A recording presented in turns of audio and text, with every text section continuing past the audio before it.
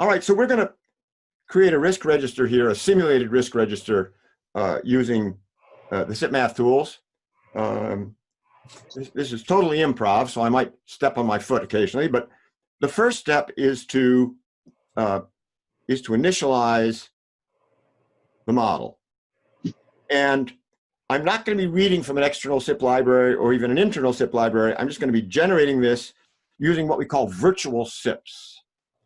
And it starts by, it asks for the number of trials. We can change this later. This start variable ID is the thing that starts off the HDR generator from Doug Hubbard with a specific starting seed. We're not going to use this. We're going to specify a seed for every risk to make sure this is really auditable. When I click the OK button, it now creates a PM table sheet. This is where the data table simulation is going to take place. Go back to the risk calculator, and the first thing that I need to do is add, because I want this to be auditable, without physical SIPs. I'm going to insert a new line here, a new column, and I'm going to call this, copy the formatting there, from there to there. I'm going to call this variable ID. So think of this as an individual seed for each of these risks. And we want to make sure that in our organization, we're not using the same seed somewhere else. So seed management is a new part of the world. And Doug Hubbard is the master of that, has created these wonderful generators. What I'm going to do is I'm going to say, you know what? I'm just going to start with 1,000. So the reason why we're doing this is that we want each risk to have an independent seed, so they're not correlated. Totally. Yes, but you know, but some of them might be correlated, right? Yes. So let's, for now, I'm going to assume that these are all independent, and I'm going to start but there's something else you want. What if someone else did another risk register? Suppose this involves the price of oil, all these risks. Suppose someone else does one with the price of beans in China. And suppose the two of you use the same variable IDs. Then, remember, we can add these risks together. We can do risk roll up. But if you do that, the price of oil will be perfectly correlated to the price of beans in China. That would be a disaster. In fact, we want global seeds that everybody in the world uses for things like the price of oil and the price of beans in China, but that's another discussion. For right now, these now are our variable IDs. And let me think. I actually need 2 of them because I need them for the triangulars, and I need them for the Bernoullis.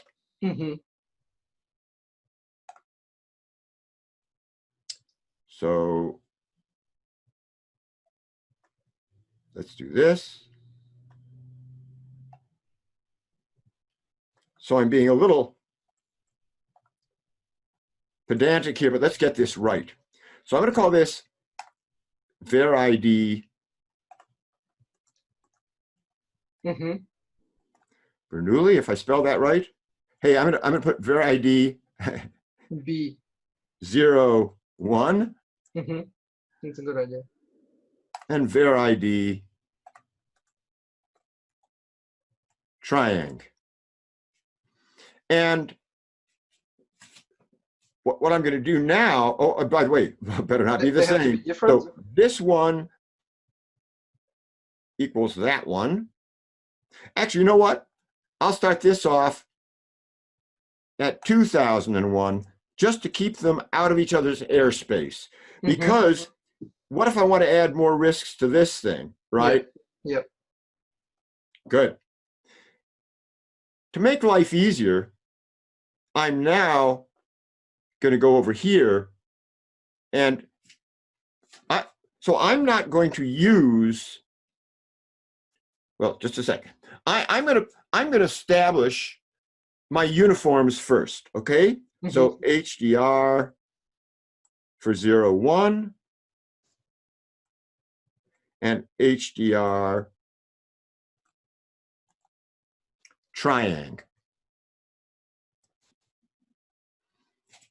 So I'm going to go down here. I'm going to go to the SIPMath tools, generate uniforms. I want them to be HDRs. I don't want them to be RANs. Oh, and the variable IDs are going to be there. Mm-hmm. Then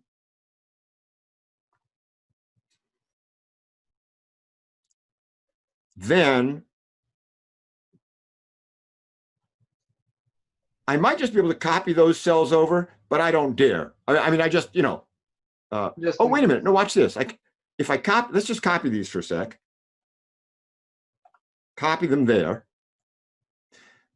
Then if I go over here and make this 1001, Yep, they should be equal. we'll know that they should be the same. And if they're not, oh, son of a gun, look at that. Alex, how is that? Is that cool? That's pretty amazing. Okay. Now, what I'm going to do down here, let's see. So with each of these, I'm going to build this in little sort of separate Sure. pieces here.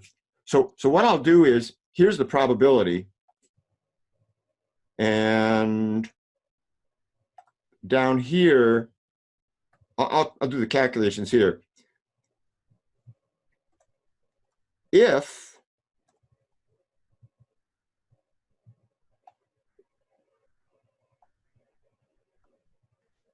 that is less than that, then 1, otherwise 0. Following me? What did you just do? So I went off, yeah, to the rand function. Yeah. I mean, to the uniform, which goes Yeah. between 0 and 1. Yep. If that is less than 10%, then 1, otherwise 0. If I make this 100%, it's always going to be 1. Mm-hmm. But if I run through the trial, here, let me copy this down. So that's 1, 2, 3, 4, 5. Have I done 10 yet? That's 11. Yep. I did 11. Okay. Tell you what, let's copy these down so I know where I am.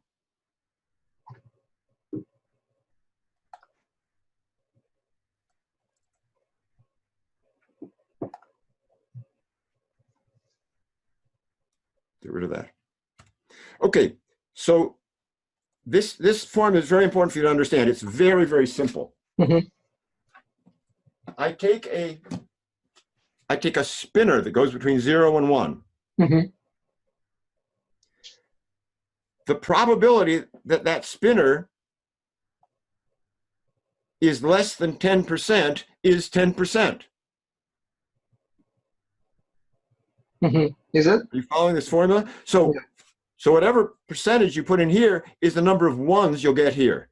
Mm-hmm. The simplest way to develop a Bernoulli variable. You following me? Yep.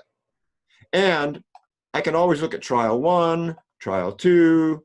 Oh, that was real rem. On trial 2, we got that rare event. For trial 3, trial 4, trial 5, trial 6, right? I can always do that. Mm-hmm. Okay. So it happens or it doesn't. So this means,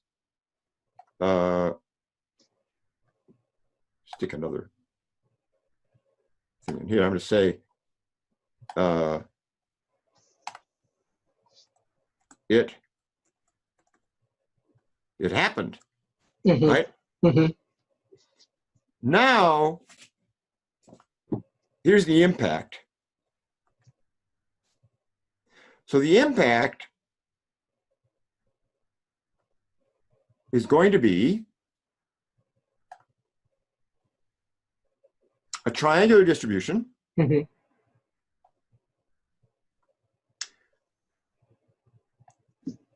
The minimum is going to be that. The most likely is going to be that. Mm-hmm. The maximum is going to be that. Mm-hmm. And it says you need an external random cell. And I'm saying, yeah, and I'm not going to just let it pick the seeds. I am going to go over here to my pre-established HDR triangles. Mm-hmm. I mean, these are not triangulars. These are the HDRs I'm using in the triangulars. Okay? Mm-hmm. Overwrite them all. Ka-ching.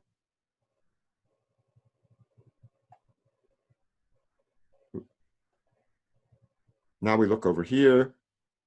Shrink it down. Good. Shrink it down a little more. Go up the top. So the risk itself Mm-hmm. is just equal to One did equals it happen yeah. times Mm-hmm. the impact. Where, by the Mhm. way, the expression LOF times COF, it makes sense in the arithmetic of uncertainty. Copy it down. Then, oh, so what let's do now is we're going to make those output cells. Mm-hmm. So define outputs. Those things are all outputs. The names are going to be risk 1 through risk 10. These names, by the way, Mm-hmm. must not be range names in Excel. It'll give you an error message. So I couldn't do R1 through R10. Another thing is, it must be a legal range. I'm sorry, it can't be a cell name, right? Mm-hmm. It's going to be a range name. It's not going to like the blanks. It's going to want to put in underscores. So I'll get a little warning message, so it'll say, "Oh, do you mind if I put in underscores?" I say, "Heck no, go ahead." Mm-hmm. Oh, now look what we have. There are risks. Then for the average, I go equals average of that. This is important. Mm-hmm. Over on the PM table now, I have risk 1, risk 2, risk 3. Mm-hmm. So I can just ask for the average of risk 1, average of risk 2, average of risk 3. The Mhm. problem there is I can't copy those formulas because it's got a range name in it. So we do it this. So if you want to copy them, just point to the output cell, then go up to the get stats button. So look, in this thing I have the average of J4. As soon as I say get stats, oh, it's the average of risk 1, average of risk 2. You following me? Yep. Now what I'm going to do is I'm going to say exceedance. I'm going to call this exceedance. Mm-hmm. Like, this is a number I really do not want to exceed. And I'm going to go over here. Yep. I'm going to put the chance of exceeding. Oh, you know what? Let me call this a limit. Yep. So the chance of exceeding, what I do is, I think I can do it all at once. I select those cells. I go to the chance of whatever button. Mm-hmm. I select those. Mm-hmm. I'm worried about exceeding, so I put a greater than sign. I put in all these limits. Click OK. Boom. There are my chances of exceeding. Oh, but just a second. Mm-hmm. How about my total risk? The total risk is down here. Yep. Well, it's next. Is it in J? Oh yes, you put in the name. That's the name. Yep. the sum of these, make that another output. Mm-hmm.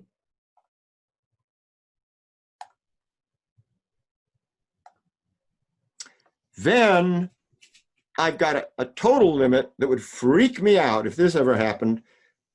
Oh my gosh, if it gets over about 150, I am really hosed. And then I go here and I say, oh, what's the chance that that is greater than Mm-hmm. that? Uh-oh. Yep. Sorry, folks. That is greater than that. Mm-hmm. And of course, it's 74%. I knew that. You did too, right, Alex? You could figure that out. But anyway, for those of us who can't do it in our head, there you have it. Now I'm going to save this Yep. as... Can you do, you can do percentiles in Excel. As a cell let's output. do the percentile. Exactly. Just a sec. Yep. Let me show you how to do that. Mm-hmm. You see, I don't think people understand them as well. So let's do this. Yep. Insert.